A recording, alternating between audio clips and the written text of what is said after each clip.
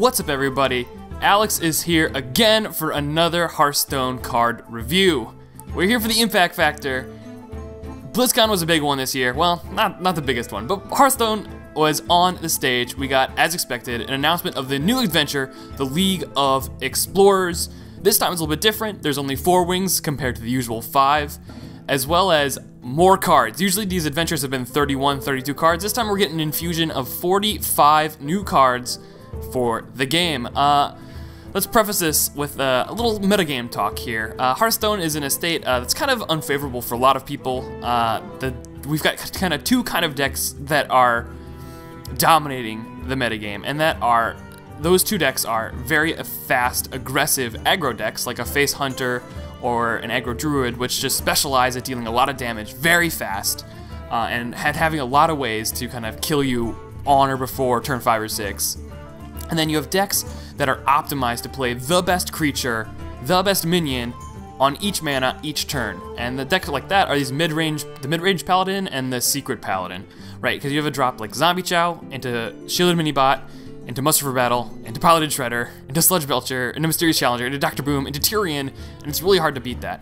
And so, with that in mind, I don't know if you guys saw, I'll link in the description my review for the Grand Tournament cards, the ones I thought would have an impact. It turns out a lot of those didn't have the impact I thought they would, because the game has just gotten so fast and so efficient, and that's what's going to happen with any card game when you have a lot of cards and no cards are removed from the card pool, right? People are going to find the cards that are the best for each mana cost, and they're just going to go and play them. They're just going to put them onto one deck, and it just so happens that Paladin is the class that has kind of the class-specific minions that are the most powerful, and that's why we're seeing these mid-range and especially Secret Paladin decks.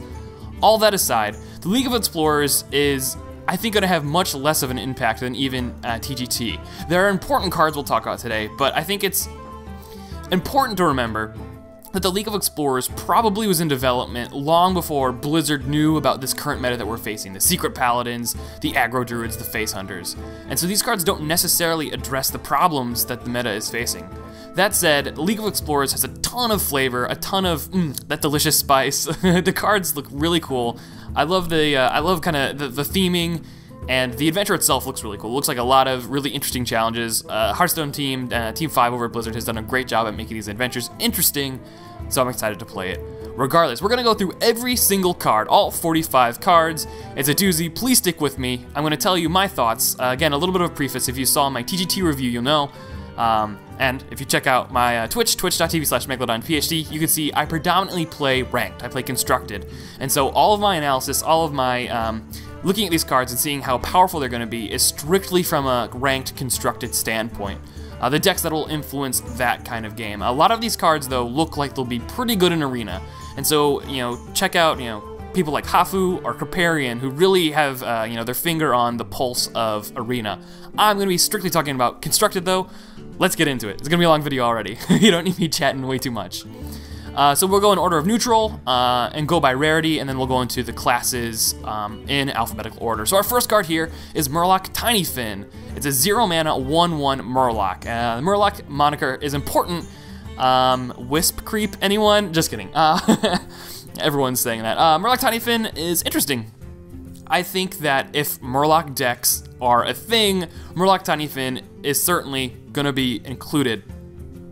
Usually a 0-mana 1/1 is just bad. You don't want to waste a card in your deck, your 30-card deck. You don't want to waste a slot for a 1/1 minion that can be killed by literally anything. But I think Murloc decks, their whole game plan is to get as many, regurgitate as many Murlocs from their hand onto the board as possible, and so that when they drop their Murloc War Leaders or their old Murkai, they've got a lot of power and a lot of devastation sitting on the board. And honestly, getting it for 0 mana and getting a body on the board is pretty good for Murloc. That's what you want to do. That said, I think though Murlocs are getting new tools, I'm not quite sure the constructed viability for a Murloc deck. This is definitely a nerf to the kind of ubiquitously pretty powerful, the Murloc Knight, the 4-mana 3/4 for Paladin, where Inspire summons random Murloc.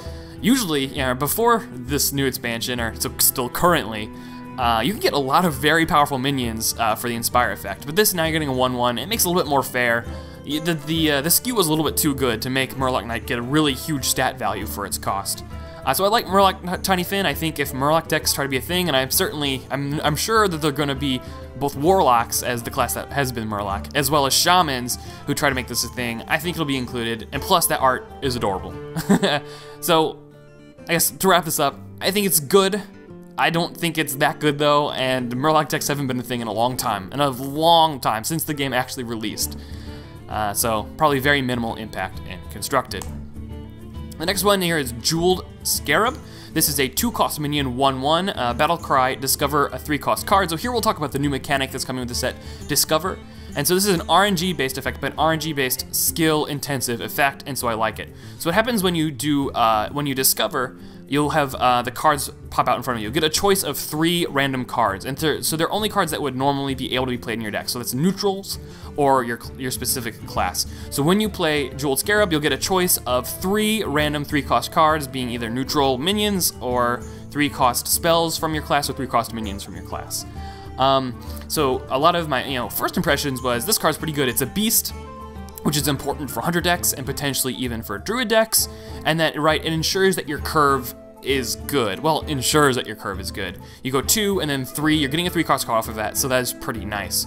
However, for 2-mana 1/1, we know that by making a 2-mana card that draws another card, it can kill it, right? Novice Engineer used to be a 1/2, I believe, and it was played then and it got turned into a 1/1, and that's bad. And I honestly think the Novice Engineer's effect is a little bit better because you draw a card that's in your deck, and likely if you're playing these low-cost cards, you're going to be able to curve correctly anyway. I've seen some speculation that Jeweled Scarab will be good in mid-range Hunter because Hunter has a lot of good 3-cost cards, and then neutral 3-cost cards, you can obviously try to not choose the neutral card. But I'm skeptical. You don't want to spend your turn 2 dropping a 1/1, especially when a lot of other classes can drop a turn 2 3/2 that does a damage whenever you play a minion with Knife Juggler, or 2-mana 2/2 Divine Shield with the mini bot, or even a 2/2 3/2 or 2-mana 3/2 Stealth with the new Druid card. So I really don't think it's going to see that much play. Its body is just way too bad, and then with the RNG for 3 drops, there's a good chance that you're not getting anything that great, and you probably already have a 3 or 4 drop in your hand that's better. So I don't think it's going to see much impact, potentially in a mid-range Hunter list, but even then, I don't know. Do you really want to call it a Haunted Creeper or a Mad Scientist or even an Elic for this? I don't think so. So we'll see. Next card up is Huge Toad. This is a 2-mana 3/2, also a beast, and its Death Rattle reads, deal 1 damage to a random enemy. So this is a Bloodfen Raptor has now been 1-upped. This is a strictly better Bloodfen Raptor, so power creep, just kidding. We're not going to go into that discussion. I think Huge Toad is interesting, but also not going to see play. So 2-mana 3/2 is pretty good. It helps you fight for the board. However, especially against Paladins with their mini bots, the 2 health, they have Juggler. If you play another minion, Juggler into Living Roots, and they're 2 1/1s, there's a good chance Huge Toad will die. So I don't think it's gonna, the short of it is I don't think it's gonna get played. Its stats just aren't that unfair, and now that we have so many cards in our card pool, really only unfair cards are actually getting played. And the Death Rattle deal 1 damage to a random enemy, so you could really equate this to Flame Juggler, right? It's a 2-mana 2/3, Battle Cry deal 1 damage to a random enemy. This is Death Rattle. I think a Battle Cry deal 1 damage is probably better, but the 3/2 body's better, so they're about equivalent. Flame Juggler has seen some fringe play, and so maybe Huge Toad will see some fringe play, but especially with so many of the good decks right now flooding the board, the Paladin floods the board, Aggro Druid has a big flooded board, and Face Hunter, they don't so much, but it's not even as important against them. I don't see anyone teching in. There are much better 2-drop options. Next up is a Gorilla Bot A3. This is a 4-mana minion, 3/4. It's a mech, and its Battle Cry reads, if you control another mech, discover a mech. So this one's interesting. At first I thought it was kind of quite powerful, but then on a little bit more introspection, I think it's probably just not good enough. The biggest thing working against it for its inclusion is for 4 mana, it's a 3/4. And we have so many 3-mana cards that are 3/4s right now, so the stats are really bad. They're really quite bad. And a lot of mech decks, we know the Mech Mage, the Mech Shaman, they're aggressive decks, and they're not gonna wanna, you know, have this weak body on the board.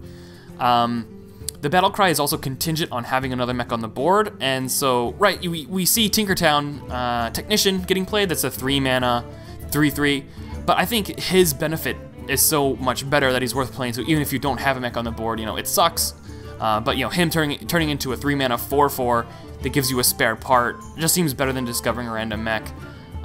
Mechs in general are good, and so I think there's a good chance you draw a good one with the Discover effect here. But it's not guaranteed to help your curve because, you know, the mechs could be of any cost. There are some bad mechs, like if you got junk, you know, if you had to choose, I mean, between junk bot or war bot, say if you had a mech warrior, you know, your choices could be a little bit limited. I think potentially at best in like a mech mage or a mech shaman, maybe especially because they have worse card draw, you might see this as a one-off, but you don't want to replace your shredders with this. In Mech Mage, it seems you already have Shredders and you already have your Goblin Blast Mages, so do you really have space, and your Fireball, so do you really have space for the Gorilla Bot? I'm skeptical. I like the art, though. The art looks cool, and it's important, so we might see it as a one-of. I'm not sure. Unlikely. Next up is the Tomb Spider. This is a 4-mana, 3-attack, 3-health minion. It also has a battle cry that reads, and these battle cries might be important for a legendary we'll talk coming up very shortly here. Battle cry, discover a beast. For the same issues we just talked about with the Gorilla A3 bot, we have with the Tomb Spider, except even worse, right? Because its battle cry is, I mean, it's a 4-mana 3/3. Those stats are really quite bad. It's a beast, which is important, but is a 4-drop beast. I mean, really, what's most important for beasts are low mana cost ones, because then you can combo them, in Hunter at least, with Houndmaster. Whereas, you know, the later cost beast, like the fact that Savannah Highmane's a beast is nice, but it's, you know, because it activates your like kill commands, but it's not essential. And even if, you know, there's talk that with all these new beasts, maybe Beast Druid can be a thing, because there's a lot of, there's like the Wind Waker or Windwalker, the 4-mana 4/4 that gives on a battle cry gives a beast 3 health, as well as Druid of the Fang. But honestly, this one is just not good enough. Discovering a beast too, there are some quite bad beasts, like, you know, if you have Bloodfen Raptor or Silverback Patriarch or Dragonhawk, you know, those are all horrible. You don't want to draw those off of it. And so again, this card isn't unfair. It's a very fair card. You know, essentially it's letting you draw a card, but it's not unfair enough to see play in Constructed.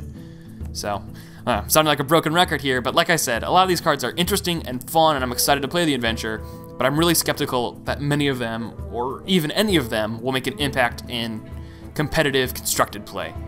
Our next card up here is the Anubisath Sentinel. This is a 5-mana minion, 4/4. It's Death Rattle, and the Death Rattle reads gives a random friendly minion +3/+3. So this is another one of those cards that initially I'm like, well, this is pretty powerful.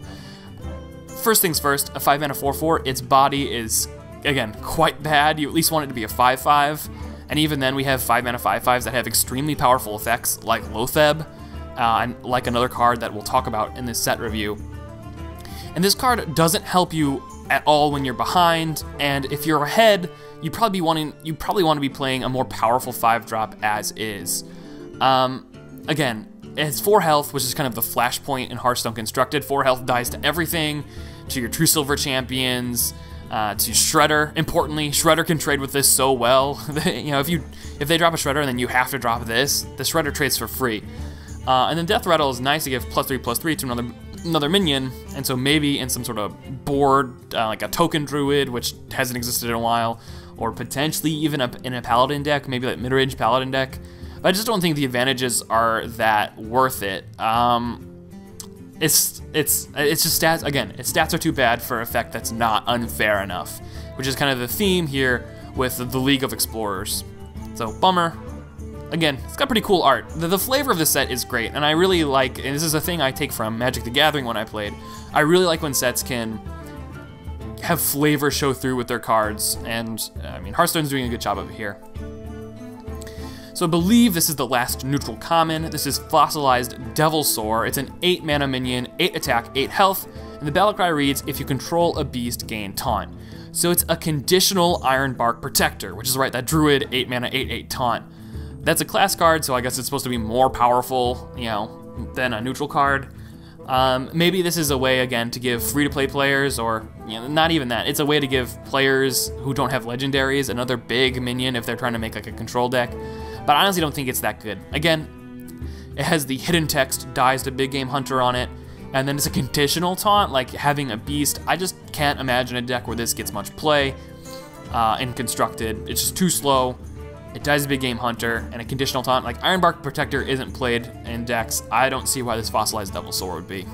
Bummer, because I like dinosaurs, but you probably won't, don't expect to see them get played anytime soon.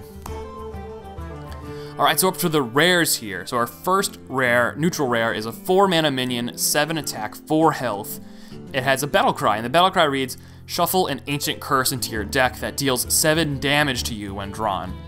So this is a card that's kind of been opposite with the cards I've talked previously. This card initially is like, oh my god, this card is really bad. You know, the liability of drawing a card that deals 7 damage to you is huge. It's a fourth of your health. But then I kind of came a little bit more around on it. I still don't think it'll get played in constructed, but let me just explain my thoughts a little bit. This is a card that would be strictly in hyper-aggressive decks. We haven't seen this stat distribution before, and for 4 mana, like, if this were a 4 mana 4/7, it would be ridiculous, I think, because that's a huge body, but it's a 7/4, so again, 4 health is that flashpoint, and dies to almost everything the turn that it's played, namely Shredder. But in a hyper-aggressive deck, I think this might be a pretty decent 4-drop.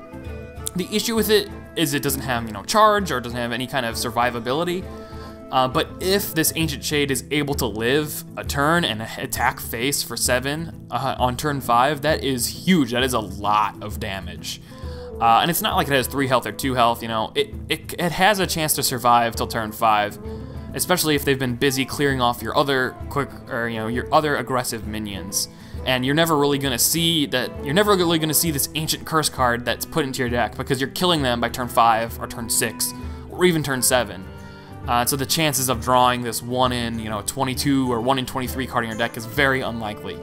So I think that it might be a card that maybe Aggro Druid or Face Hunter experiment with, just because that is sick. And if you could like Savage Roar in the Aggro Druid, get a couple of weenies on the board.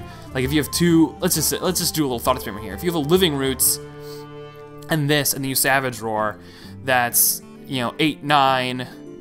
11, 13, 14, 16 damage on turn 5. That's pretty gross. So the 7 attack here is important. The big game hunter, that's not to worry, because this is, whatever. This is played much earlier. It could potentially see play, but again, 4 mana, like Face Hunter doesn't even really play 4 mana cards. It's, its curve maxes out at 3, so we'll see.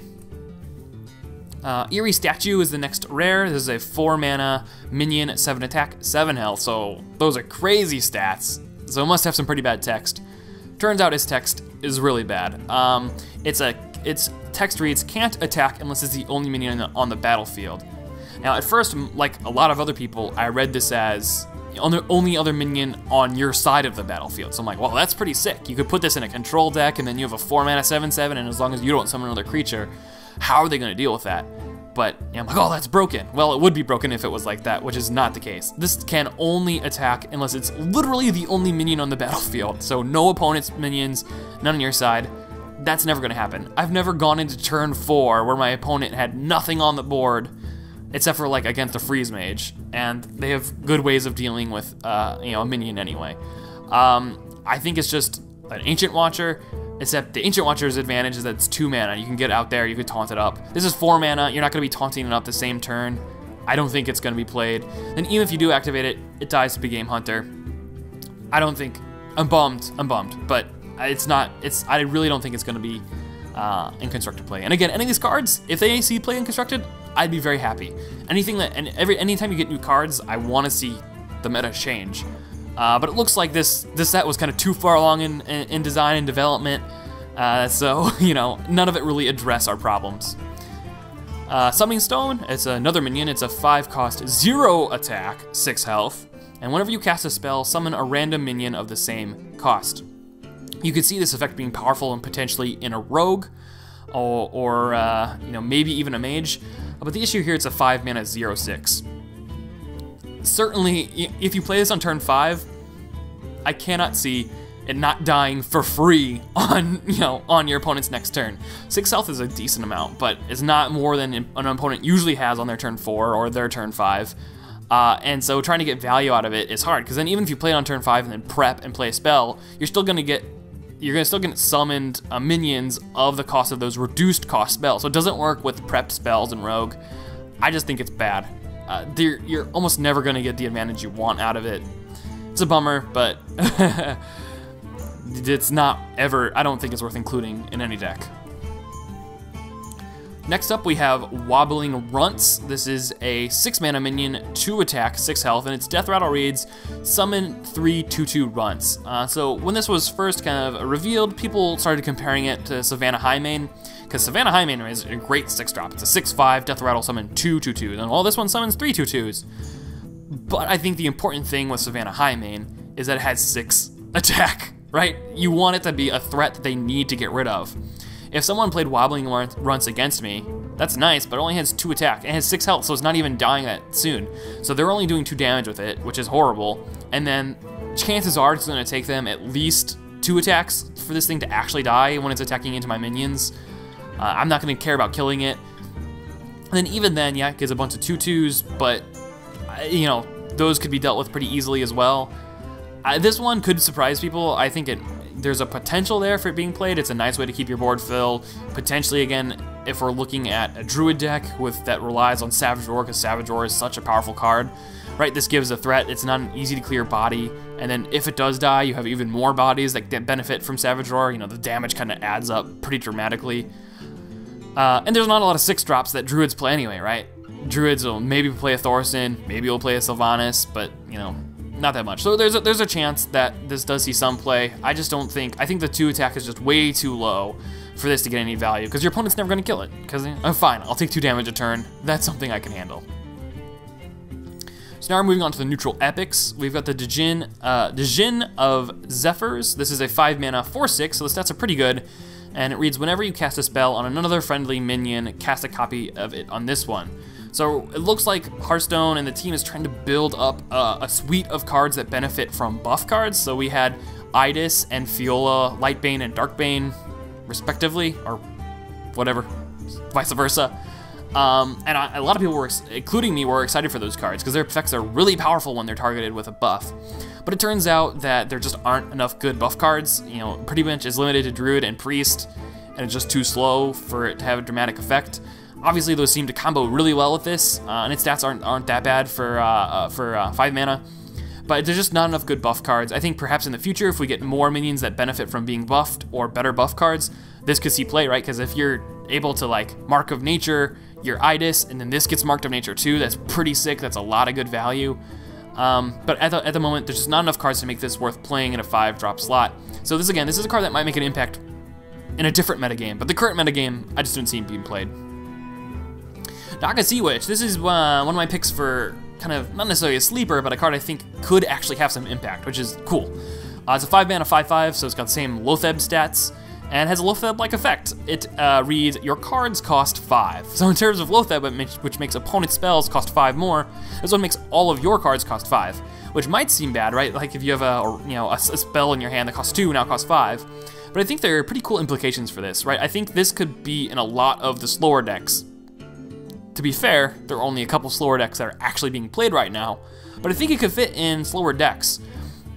Because imagine if you drop this on turn 10 or so, you can drop this, get a 5/5, and then drop a 6 or 7 or an 8 or even a 9 drop for the rest of your mana, the rest of your 5 mana, which gives you if you drop an 8 drop of this for 5 mana, you're basically getting a 5/5 for 2 mana with the Naga Sea Witch, and that's pretty good. That's a pretty big body on the board.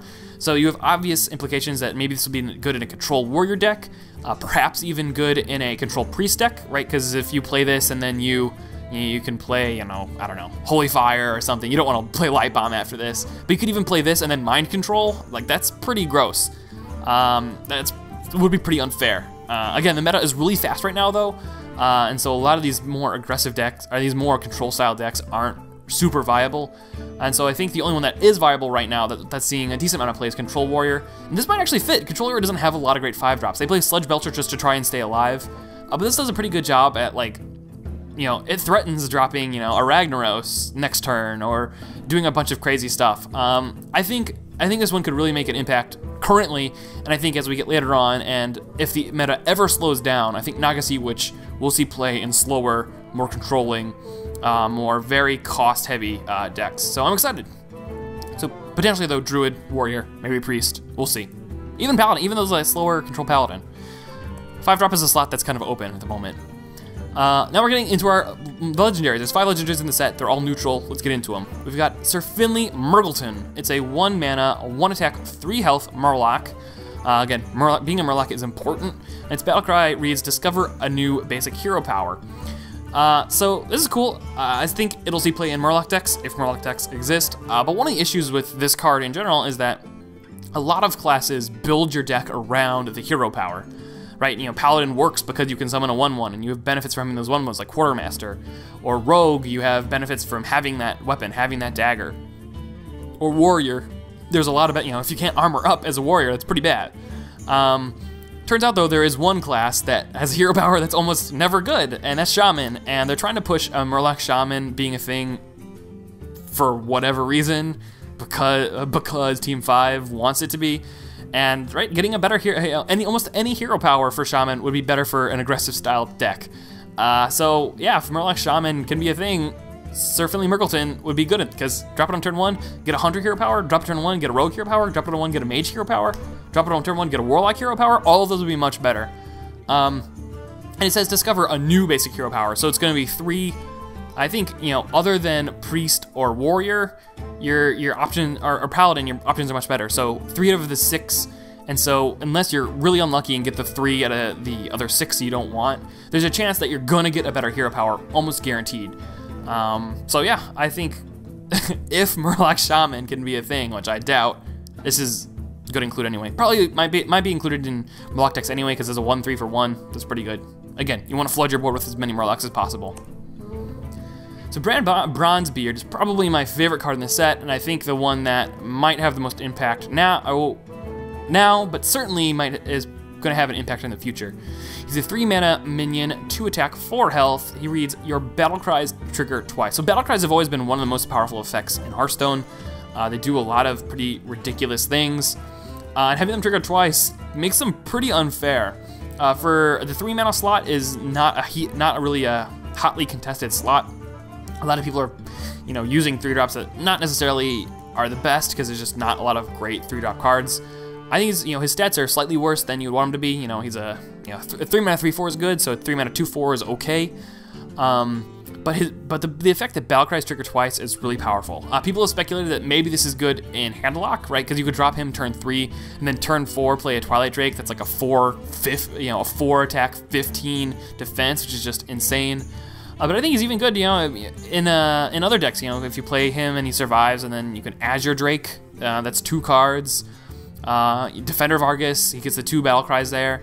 It makes your battle cries super, you know, like insane. And he basically his tech should also read Taunt, because once you play him, your opponent is gonna want to kill him right away. And for a 3-drop, 4 health is actually pretty good. He doesn't necessarily die right away, because having 4 attack creatures, they're gonna have to trade more than one thing into it, usually on turn 3. So I think he's pretty good, especially if you build around him. It's gross. The one downside, though, I think, is that the battle cries that like deal damage, you can't choose new targets for the damage. So say you play this on turn 9, and then you play a Fire Elemental and Shaman. You can't do 3 damage to 2 separate targets. It'd be 3 damage twice to the same target.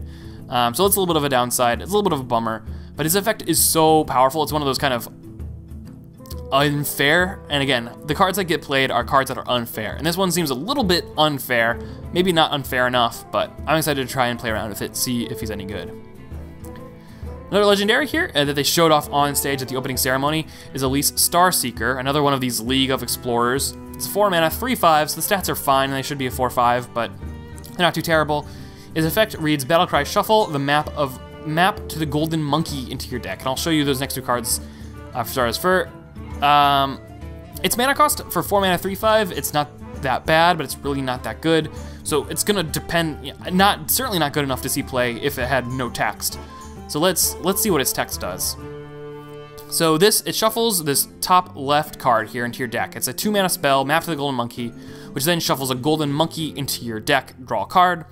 The Golden Monkey here is 4 mana, 6/6 taunt. Battlecry, replace your hand and deck with legendary minions. So everyone's like, oh my god, hand and deck, legendary minions, that's crazy. A couple things here. This is extremely slow. You shuffle a card into your deck that you need to draw, and then you shuffle another card off of that you need to draw, and you're usually dead on or before turn 10 in the meta currently anyway.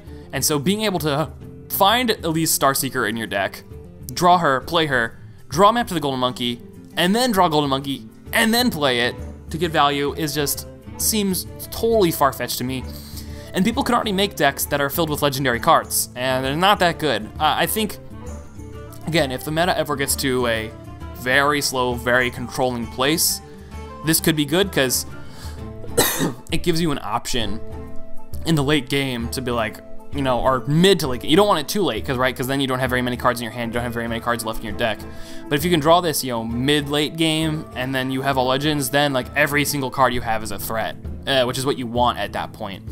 And so maybe way down in the future, you could see play with this, but it's just way too slow. And it requires drawing way too many cards. It's not good. It's fun, but not good. Reno Jackson is the next card. It's a 6 mana, 4/6 legendary. Battlecry reads, if you contain no more than one of any card in your deck, fully heal your hero. Blah, that's a tongue twister. Fully hero, oh my gosh, I can't even say it. Fully heal your hero. So he's really interesting. I like his effect a lot. Currently you wanna build your deck to have 2 copies of cards because you want to be able to draw cards reliably. You want to have that consistency. Having one of every card, you only have a 1 in 30 chance to draw it. That's really bad. You want to, there's currently not enough good cards at each mana cost, or cards that have similar effects that you can kind of exchange them for one another. This obviously, Reno requires a totally different style of deck than you're used to building. There's been some theory crafting, so maybe you could build like a Demon Warlock deck, because you can put so many ones over your deck and then put this, and then it could heal your off the left taps. Certainly, I think he's interesting and it's gonna be fun to play around with, but for 2 reasons, I don't think he'll see play. First thing, for 6 mana, 4/6 is really not that good. If we're a 5 mana 4/6, I think it might be a different story. But for 6 mana 4/6, that's really not that great. And then I think it's just so much currently, in this current metagame, it's so much of a liability having inconsistency in your deck, because these decks that we play right now, these aggro decks and these very tempo-based decks are so efficient, they're so good at what they do, they're so consistent too, that any inconsistency in your own deck is going to be a huge liability. So even if you draw him turn 6, they're going to be ahead on board, they're likely going to be ahead on board. Getting back up to full health is nice, but it's not going to win you the game. So I think currently he's just not good enough to be C play. Next legendary is Arch Thief Rafam. He's a 9 mana 7/8 battlecry. Discover a powerful artifact. First things first, for a 9 mana 7/8 is really not that good. He dies a big game hunter. That sucks. His stats aren't that good. So let's see if his artifacts are powerful enough for him to see play. So first things first, these artifacts all cost 10, so they take your entire turn. So they better be pretty powerful. And they're good, but they're not that good. So I don't think he's going to see play. There's many other 9-drops that have a more powerful effect. The deal 10 damage split among all enemies. That's cute, right? That's nice, but Avenging Wrath already is a 6 mana deal 8. And so, the extra 4 mana for an extra 2 damage doesn't seem worth it. Give a minion +10/+10. If you're playing a slow control deck, if you're playing against any other if you're playing against an aggro deck, you probably have won already anyway if you're playing Rafam. So giving a minion +10/+10, that's nice, but you're probably gonna win anyway. And so really the only one worth considering is Mirror of Doom, which fills your board with 3/3 mummy zombies. And that's nice, but again, spending your whole turn to make your whole board 3/3s, like, you wanna be winning, so I just think he's too slow. Moving on to the class cards now, we've got Raven Idol. It's a 1 mana spell. To choose one, discover a minion, or discover a spell. This one's interesting. I like the options. There's so much versatility.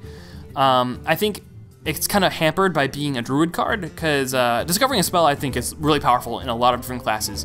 but not so much in Druid. They have a lot of bad spells, you know, like Mark of Nature is not good, and, you know, Poison Seeds, and a lot of ones you don't want to, or Soul of the Forest, a lot of ones you don't really want to draw.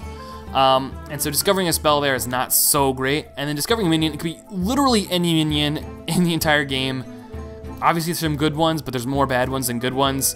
Potentially this could see some play in a different meta, but I don't really see, you know, it doesn't really offer the same versatility that Living Roots offers you, and so I'm not really sure why you'd want to play it. It's an interesting idea, I like the idea of it. To discover is a cool mechanic, but I wouldn't expect it to see too much play. A card I do think, of the few cards I think might make an impact right away, Mounted Raptor is one of those. So this is a Druid-specific Piloted Shredder, because you're not seeing enough of those on the ladder. He's a 3-mana minion, 3/2 beast. His death rattle reads, summon a random 1-cost minion. So you can see this like a Harvest Golem, right? It's a 2/3 that summons a 2/1. Most 1-drops are 2/1 or a 1/2 equivalent in stats. He's very sticky. Druids don't really have a great 3-drop. They've been playing Shade of Naxxramas just because it's the best 3-drop they have access to, and because it combos well with, you know, Savage Roar, Force of Nature. But I think this is quite good. The 1-cost minion is nice. He's sticky. The 3/2 for 3 is not great. He'll probably trade down, but again, like say if you drop this on turn 3, your opponent drops a Shredder on turn 4, you can trade into that pretty favorably. The stickiness is also very effective for Druid because it can Savage Roar right after that. So I think this will see play, especially in this aggro Druid deck that is out there. It's a nice 3-drop. It gives them more options. It keeps a minion on the board for when they want a Savage Roar. I like it. It's pretty powerful. It's got cool art. It's a beast, so maybe Druid, I don't know. Everyone's trying, you know, Blizzard seems fixated on trying to make Beast Druid work. I'm not convinced it's actually going to be ever good, but we'll see. Yeah, this card's going to see play. Definitely in the aggro Druid, potentially even in the standard double combo Druid. It's good. Juggle Moonkin is a card I'm pretty mixed about. I really don't know how to analyze its effect. He's a 4-mana 4/4. It's a beast. Again, trying to make Beast Hunter a thing. Both players have spell damage +2. That's really powerful. It's dangerous to give your opponent spell power +2, but I think Druid pretty uniquely has great advantages when you get +2 spell power. Like a swipe with +2 spell power is disgusting. Deals 6 damage to something and 2 damage to everything else. That's really powerful. And then, you know, you have got your Starfall and your Starfire and even your Moonfire. Or a Wrath, a Wrath that deals 3 damage and draws you a card. That's pretty good. Its body's not great. Again, it's got the 4 health at Flashpoint, and it just might be too dangerous to give your opponents +2 spell power, because a lot of classes now all play damaging spells. We'll see. This one's really up in the air. It could go either way. Maybe it just gives Druids another option, so turn 8, they can drop this and swipe and close out a game, or they can drop this and swipe and gain the board back. It's interesting. It's one to keep your eye on. I'm skeptical that it'll see play, but potentially it will. Moving on to Hunter now, we've got Dart Trap. It's a 2-mana secret, like all Hunter secrets, and it reads, when an opposing hero power is used, deal 5 damage to a random enemy. So when this was first revealed, everyone's like, oh my god, Hunter is already broken, this just makes it more powerful. I thought it was pretty powerful too, but then in this current meta, Dart Trap's really not that good. So if your opponent's hero powering, you know, the 5 damage is nice, but so many of the dominant decks right now flood the board with a lot of like kind of junk minions that just kill you fast. Like Paladin has all their Silverhand recruits, Aggro Druid's got their Living Roots tokens, you know, even the new Patron Warrior has a bunch of patrons. And so hero powering here, yeah, I'll activate and deal 5 damage, but if it deals 5 damage to a random Silverhand recruit, it's gonna be such a waste. And Hunter already has really good traps. Freezing Trap is great, Snake Trap is great, Explosive Trap in the right meta is pretty great, even Bear Trap's pretty good. And so I don't really see where you're gonna fit this in. Maybe if there's a Control Hunter ever, this is kind of nice, because then it punishes your opponent for playing slowly. You can clear a board. If you get lucky, you could like kill a Loatheb or something, or a Sludge Belcher. But at the point it is right now, I just don't see any either mid-range Hunter or face Hunter playing Dart Trap. Desert Camel is one I'm pretty excited about. I think it's pretty good, and I think a lot of people don't really think that it's, a lot of people, I haven't seen a lot of talk about it. So it's a 3-mana minion, it's a beast, 2 attack, 4 health. So its stats, again, a little bit below average, but not terrible. The 2 attack is the important thing for a cost like this, because then it can trade pretty favorably into a Knife Juggler. It can kill other 2 health minions. But its battle card reads, put a 1-cost minion from each deck into the battlefield. the main issue that people have with this, which I also have, is that a lot of the best decks right now, a lot of the most powerful decks use 1-drops, right? Because this is best in a scenario where you can pull a 1-drop out of your deck and your opponent doesn't run 1-drops. Because for a long time, 1-drops weren't really ran. But so many of the best decks, your aggro druids, your secret paladins, your face hunters run 1-drops. And so it was really kind of bad to give them another 1-drop. To be fair though, I think it's pretty nice. It's got good health. Playing Desert Camel into a Houndmaster next turn is pretty, it's pretty great. It makes it a 4/6 taunt on turn 4, which is really awesome. Summoning 1-cost minions is nice. You can get like your web spinners out for free. You could get a leper gnome out for free. Or you could even get other, you know, Zombie Chow, maybe if you have a slower hunter deck. And you know, 1-drops are good, but not always that great. There might be even a chance that you can clear their 1-drop off of the Desert Camel if it's just like a, you know, leper gnome. But the thing is, a lot of powerful 1-drops are being played by other classes. So like if they got a Zombie Chow out off of this is gonna be really bad for you. Even a Mana Worm's kind of bad. So we'll see. This one might be experimented with in mid-range hunter decks. I'm not sure. Next up, we've got Explorer's Hat. It's a 2-mana spell. It reads, give a minion +1/+1 and Death Rattle, add an Explorer's Hat to your hand. So this is a hat that never goes away. Indiana Jones reference. I think it's nice, but for 2 mana, +1/+1 is just not that powerful. Like, right, you don't want to be spending 2 mana every turn to just give a minion +1/+1. Even if this is the permanent buff, I just don't see, it's just too slow. It's too slow. Maybe in some sort of Feign Death hunter or a lock and load hunter, but those don't exist. Bummer, a little bit too slow. So next we're moving on to mage cards, and we have Forgotten Torch. And this card is actually another one of those I think it's hard to evaluate. It's powerful, but I just don't know if it's powerful enough. Forgotten Torch is a 3-mana spell, it deals 3 damage, and then after you do that, it shuffles a Roaring Torch into your deck, which is another 3-mana spell, it deals 6 damage. And so overall, this deals more damage than a Fireball. For most mage decks, this isn't gonna be, you're not gonna wanna play this. You have better things to do on turn 3. But for the one deck where I think this might be important is your Freeze Mage, right? Because they don't necessarily need the direct damage right away. They've got a lot of ways to survive. And getting the 3 damage right away is enough to have some damage, but then moving that into having another card in your deck that deals 6 is pretty great. You get more activations of Archmage Antonidas. It's nice. The art is cool.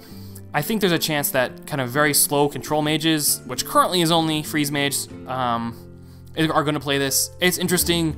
We'll see. It might end up that you know, it's just not worth the liability of having a 3-mana deal 3 damage, because that's, you know, that's pretty bad, especially for a mage spell.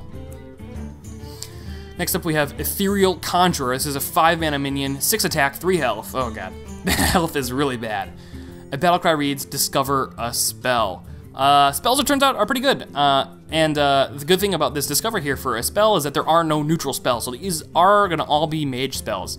And mage, as expected, has a lot of really powerful spells. The main issue is it has 3 health. It dies to everything, and the spell that it draws you almost always is going to win you the game. I don't see a lot of advantage in running this in a Tempo Mage or even a Casino Mage deck over, like, say, an Azure Drake, which draws you a card anyway, and a lot of your cards are spells, the good spells that you want, that activate your Flame Wakers. The 6 attack is nice if it lives, but it's almost never going to live, which is a bummer. I don't see it fitting in right now. I'm not sure if it'll ever fit in. It's a cool card, but I don't see it seeing play. Our last mage card here is a really cool one that I want to work, but I don't think it will. It's a 4 mana, it's a 4 attack, 4 health, and it reads, your hero can only take 1 damage at a time. So to clarify this effect, it's not like you can only take 1 damage per turn, but each source of damage only deals you 1. So if you get attacked with a Silverhand Recruit, you take 1 as his attack. But if you get attacked with a Tyrion, that attack, instead of doing 6, does 1 to you. So it's really a really great way of damage mitigation.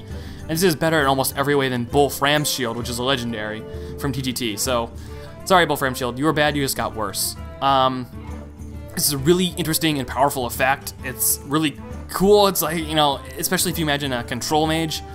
But the only kind of control mage we have right now is Freeze Mage. I don't see a new archetype being based upon this because, right, again, it's got 4 health. It's probably going to die right away. They can just trade into it. So it's basically a 4 mana 4/4 taunt in the meta right now, and that's just not good enough. But maybe if meta slows down sometimes in the future, it'll be a 4 mana 4/4 taunt. You know, it maybe could prevent your opponent from bursting you out that turn, right? You can't, if you're safe facing another Freeze Mage, they can't, you know, Fireball. They can't Fireball, Frostbolt, Ice Lance you with a, Thorson discount to kill you in 1 turn. And so it's cool. It seems, you can drop it against your opponent to prevent an OTK. So, right, if your Druid is trying to do a Force of Nature Savage Roar, and you kind of suspect that they have it, you could drop this and say, yeah, well, now you have to wait a turn because you have to clear this. It's interesting. It's powerful. It's kind of unfair, but its health is not that great. So, I remain skeptical to see whether or not it'll get used. Next up, we have Paladin. And Paladin gets another secret, which is a Blizzard. Does Paladin really need another secret to make Secret Paladin better? This one I don't think is as powerful as everyone says, but it's still pretty good, and Secret Paladin runs not that great secrets anyway. So this is Paladin Secret, 1 mana, of course, Sacred Trial. And says when your opponent has at least 3 minions and plays another, destroy it. So right, this destroys the 4th minion that's played.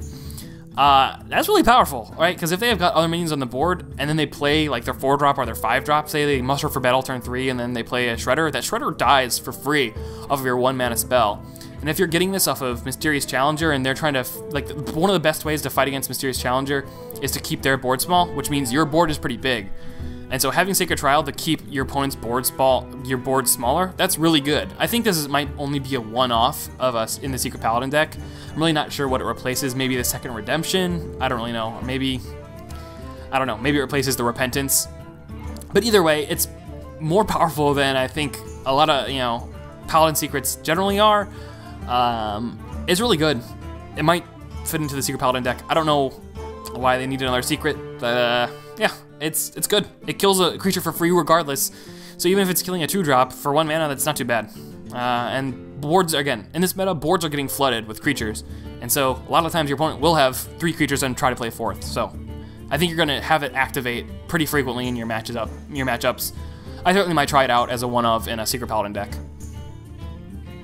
We have Keeper of Uldaman up next. It's a 4 mana Paladin minion, 3 attack, 4 health. Again, its stats are bad for 4 mana. It should be a 4/5 at least. Battlecry says set a minion's attack and health to 3. So this is a really powerful effect. You can deal with threats pretty efficiently with this. 3 health is really easy to clear. You could imagine in a Control Priest this might be good, but the main issue with this is that it costs 4 mana. Paladins, especially the kind of slower mid-range Control Paladins, already have so many cards that are vying for the 4-drop slot. You've got Shredders, you've got True Silver Champions, you've got Consecrations. There's a lot to put at 4 mana. You got Murloc Knight. You got a lot to put at 4 mana, and I don't think this is powerful enough to warrant an inclusion in the deck currently, right? Because if you want to deal with one of the threats, you can just equality it and then kill it with Silverhand Recruit. I'd like it for a maybe potential future meta where you've got a maybe really slow Control Paladin, and that 3 health is efficient. I mean, it seems like it's really good in a control matchup, right? You get a decent body on the board to 3/4, and you take out one of their threats. But currently, it's too slow. I like the effect, maybe some point in the future, not now. I don't really want to give any time to this card at all. I think it's really bad. This is anything can happen. Paladin spell, cost 10 mana, to summon 7 Murlocs that died in this game. Murloc Paladin isn't a thing. The only Murlocs Paladins run is Murloc Knight, and almost never do you actually get 7 Murlocs off of that. That's pretty ridiculous. And for 10 mana, that's your entire turn, right? If you're leaving a turn 10, do you really want to fill your board up with a bunch of small Murlocs? I don't know. Maybe Murloc Paladin is a thing some point in the future. It's not a thing now, and 10 cost cards need to be extremely powerful. This isn't. Moving on to Priest, we've got Museum Curator. He's a 2 mana minion, 1 attack, 2 health. Battlecry, discover a Death Rattle card. So in general, Death Rattle cards are really powerful. They're really good. I mean, we had a point in the metagame where decks would run exclusively Death Rattle cards, but in part due to Undertaker. But I just think its stats are too bad. It sucks because Priest only recently got a 2-drop that was actually decent, but that's only decent in Dragon Priest decks, right? Your Wormrest agents. But 1 attack and 2 health for 2 mana is just really bad. It doesn't fight against the board. Again, you've got your Druids and your Paladins and your Hunters having very good minions on the board early. 1 mana, a 2 mana 1/2 isn't going to help you fight against the board. It dies for free against a lot of different things. And the Death Rattle that you draw might not even help you until you're already dead. It's a bummer. I don't think it's good. Entomb is a Priest card that I actually think is pretty decent. And if the meta were to slow down, potentially even if it's slow enough now, Entomb could see some play. So it's a 6 mana spell that says choose an enemy minion and shuffle it into your deck. So it's a recycle, except it's a recycle that puts it into your deck, which is good. So in some distant future where the meta has slowed and you're playing Control Priest versus Control Warrior, And then the Control Warrior plays the Ragnaros. You can entomb it and put it in your deck, and then you have another threat for you. That's really powerful. That's really good. But we're not having those matchups. You're dying on turn 8. So Entomb is really cool. I think the few Control Priests that exist currently I think might experiment with a one-off of this. At 6 mana, so it's kind of expensive. But you know, they can live till turn 10. They've got a lot of mechanisms to clear the board and keep their health up. And it's great. So, you know, if they drop a Dr. Boom, you can put that in your deck and get rid of it. Yeah, because you can imagine it. You can read it as silence a minion, destroy it, and then put a copy of it into your deck. So that's pretty powerful. It's powerful enough, I think it'll eventually see some play. Excavated Evil is the last priest card. It's a rare. It costs 5 mana. Deal 3 damage to all minions. Shuffle this card into your opponent's deck. Yeah, this card's so bad it makes me cough.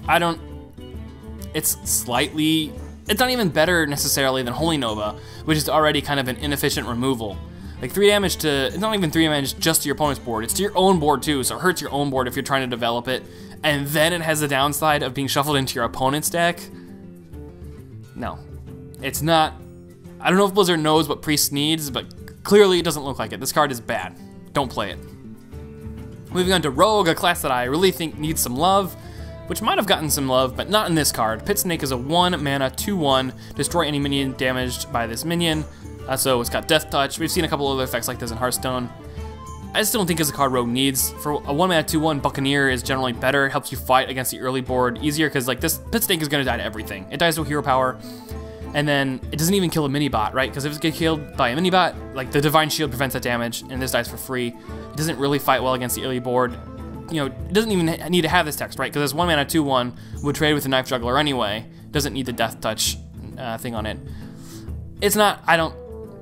Maybe. I mean, this is a very powerful effect. So you can assume if the Control Rogue happens, this might be eventually good. But even that, it's 1 health. I don't think so. Next up is Tomb Pillager. It's a 4 mana minion, 5 attack, 4 health. Death Rattle reads, add a coin to your hand. So you can kind of think of this as a 3 mana 5/4, which still is not that great, again, because 4 health is so bad. But I like it. I don't think it'll see play, like I've been saying on this whole show. But having coin is great in Rogue, right? Because like when you're playing as Rogue, you always want to go second because that coin is so valuable for activating your combos. And this one gives you one for free unless they want to waste a silence on it. So I don't really think they're ever going to waste a silence on a 4 mana 5/4 that gives you a coin. But it's cool. Rogue is not necessarily lacking in 4 drops. It's lacking in smaller drops like 2s and 3s, especially 3, which might get addressed with this next card.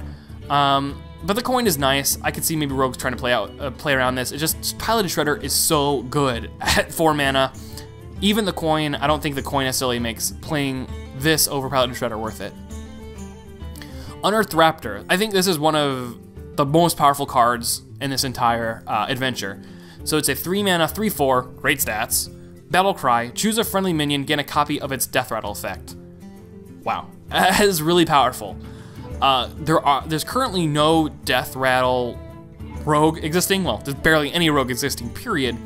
But if one card could create a new archetype, I think this one has a chance. Because Death Rattles are really powerful. Again, there used to be a meta where everyone just ran Death Rattle cards because Death Rattles are good. But if you can imagine playing this in some sort of slower, maybe tempo-y, mid-rangey, even control Rogue, if you can find some way to live very long because you're taking so much face damage, this could be really powerful, right? Because if you drop a Nerubian Egg on turn 2 and this turn 3, it's a 3/4 that when it dies it summons a 4/4. Or even if you copied, you know, a Haunted Creeper, it's 3/4 for 3 that summons 2 1/1s. But you can imagine this even in later game. Maybe on turn 9 you drop a Sylvanas and you drop this, so you have 2 Sylvanas effects on the board. Shredder is good, even Belcher is good. Even Dr. Boom, copying a Boombot effect is pretty good. This card is really powerful. It's costed aggressively. Apparently, it looks like Blizzard wants to make some sort of control-y, Death Rattle-y Rogue deck. I'm on board. I want to try it out. This card's the most exciting for me. I like it. Shaman is next. We've got Tunnel Trog. It's a 1 mana, 1 attack, 3 health minion. Whenever you overload, gain 1 attack crystal, 1 attack per mana crystal overloaded. A lot of people are saying like, oh my gosh, this is the new Zombie Chow for Shaman. But I think at best it's Zombie Chow, right? Because on turn 2, the only cards you play have overload 1, and so, you know, right, I mean, the dream here is to Tunnel Trog into Totem Golem, but then you have a 2-3 and a 3-4 on the board, but you would have had that anyway with a Zombie Chow, and the 5 health gain for your opponent from Zombie Chow really isn't ever that relevant. I mean, Tunnel Trog is exciting. Like, I really want to like this card, because you imagine you could play Tunnel Trog, and then, you know, turn 6 you could play Tunnel Trog and Earth Elemental, and then you have a freaking, you know, a 5-3 and a 7-8 taunt. Like, that's pretty cool, but as it stands right now, like, you know, it's not a Zombie Chow, it's not a Mana Worm. It's, you know, it's fine. It's decent. I think it's okay. It's not exactly what Shaman needs. We'll see. I like the idea of it, and if Blizzard wants Shaman to be a class that sees a lot more play, they really need to either retool Overload or give you a lot more advantages for having overloaded mana crystals that kind of compensate for not being able to play on curve. Because right, the best decks right now play on curve, and Overload prevents you from doing that. So we'll see. Rumbling Elemental, though, I think is actually potentially could make an impact. It's a 4 mana minion, 2 attack, 6 health. After you play a Battlecry minion, deal 2 damage to a random enemy. So a lot of decks play Battlecry creatures because you want that immediate effect. And there's a lot of good Battlecries in Shaman decks, right? They're running Defenders of Argus, Twilight Drake, or Azure Drakes. Could even run Twilight Drakes, as well as, you know, Dr. Boom, or Neptulon, or Fire Elemental. But even lesser than that, you can have smaller battle cries at the lower cost minions. The 2 attack again is fine for a 4-drop here, because you're going to be wanting to fight against these aggressive boards, and 2 damage kills most of those aggressive cards. And with 6 health, you're almost certainly going to be able to trade into 2 of these smaller minions. And the deal 2 damage to a random enemy is nice. Again, those are probably going to kill most of these aggressive minions. And you can imagine playing this on turn 4, and then, you know, Lulfabbing on turn 5, that would clear it out, or Azure Drake. There are things you could do to activate this, to play these lower cost battle cries. It'd be interesting to see if this tries to fit. Again, Blizzard keeps giving Shaman powerful 4-drops. Maybe this one is good enough, I'm not sure. Shaman, though, is not in the meta currently, so this one might not make an impact just because no one plays Shaman. And the last Shaman card here is Everything is Awesome. They're trying to make Murlocs here. I think it's a 7 mana spell, give your minions +2/+2, so that's a really powerful effect. It costs 1 less for each Murloc you control. People are playing around with Bloodlust, and this card is better than Bloodlust, right? Because even if you're paying 7 for it, it's pretty good. But you can imagine playing a couple Murlocs in this deck. Maybe if you have a Neptulon, you're going to get some Murlocs on the board anyway. And the +2/+2 is permanent, and gives all of your creatures it, not just your Murloc. So this is really powerful. Again, this requires a mid-range or control Shaman deck to be viable, but if that does happen, I think this is worth considering being played, even if you don't run that many Murlocs. If you just run an Neptulon, and you can get the 4 Murlocs off of that, this could be really powerful, just because it's kind of like a comeback mechanism, or regaining the board. It's interesting. I don't think it'll be play now. I don't think it's going to make a big impact now, but potentially in the future. Alright, we're almost done, folks. Warlock is the second to last class here. Curse of Rafam is a Warlock spell, 2 cost, and says give your opponent a cursed card. When they hold it, they take 2 damage on their turn. This is the curse card, so it's just basically a 2 mana spell they have to play. I like the idea of it, where you can, you know, kind of deny them tempo play, because they're either going to be taking 2 damage from this or have to spend 2 mana to get this out of their hand. But I just don't think the 2 damage is important enough. I think unless you have a very, very aggressive Warlock deck, which you don't have right now. A lot of people think Zoo is aggressive, but really Zoo is a board control deck. It's all about getting a lot of good creatures on the board early and then controlling that board. But it turns out that Paladin has better minions at doing that, so that's why you see much more Paladin than Zoo. So potentially if there's some super hyper aggressive Warlock deck, this is good, because then the opponent has a juggle like, I'm taking extra 2 every turn, but I need to play on curve. But I just don't think the damage is significant enough. They're just gonna hold on to it in their hand until they have a turn where they can't play on curve perfectly, and they're gonna dump this. And maybe you've done 4, even 6 damage to them. So for 2 mana, that's pretty good. But it's not gonna win you the board. And if you're losing on board, if you're spending your turn 2 playing this card instead of developing your board, they're gonna be doing more than the curse is actually doing to them. So I don't think it's that good. Dark Peddler is a 2 mana minion, 2/2. Battlecry, discover a 1 cost card. I think this is pretty good. I don't see Maybe Zoo tries to fit this in. 2 mana 2/2 is not great though. For the stats, you really want this to be, you know, at least like a 2/3 or a 3/2. Drawing another 1-cost card is nice though. Again, 1-cost cards are fine because you just get another damage on the board. You know, get extra. You know, you can draw a Leper Gnome or something like that. I just don't think it's that powerful. Again, it's not unfair. It's pretty fair. You draw, it doesn't go necessarily into play. So I think it's a little bit too weak. I like the idea though, it's cool. Obviously Warlock has a good 1-drops, both Void Caller and Flame Imp are pretty good. But I just don't think it's unfair enough.